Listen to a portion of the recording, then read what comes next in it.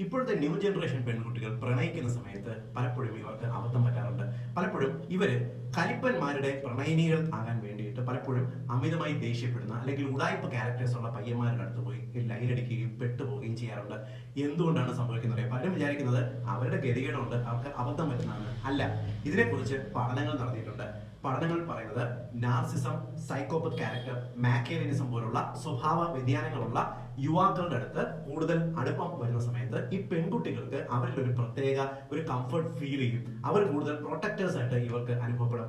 മാത്രമല്ല, ഇവരുടെ അടുത്ത് കൂടുതൽ സെക്യൂർ ആണ്, കൂടുതൽ സുരക്ഷിതരാണ് എന്ന് ഈ പെൺകുട്ടികൾക്ക് ഒരു തോന്നൽ വരും. അങ്ങനെയാണ് ഇത്തരം പയ്യന്മാരുടെ അടുത്ത് ഈ പെൺകുട്ടികൾ പ്രണയിക്കപ്പെടുന്നത്. പലപ്പോഴും ആദ്യമൊക്കെ ഇവർക്ക് കലിപ്പന്റെ കാന്താരിയായി ജീവിക്കാനൊക്കെ പറ്റുമെങ്കിലും തുടർന്ന് ഈ പയ്യന്മാർ ഈ പെൺകുട്ടിയുടെ നേരെയും ഉപദ്രവവും ദേഹോപദ്രവവും എല്ലാം തുടങ്ങുന്ന സമയത്താണ് അബദ്ധം മനസ്സിലാകുന്നത്.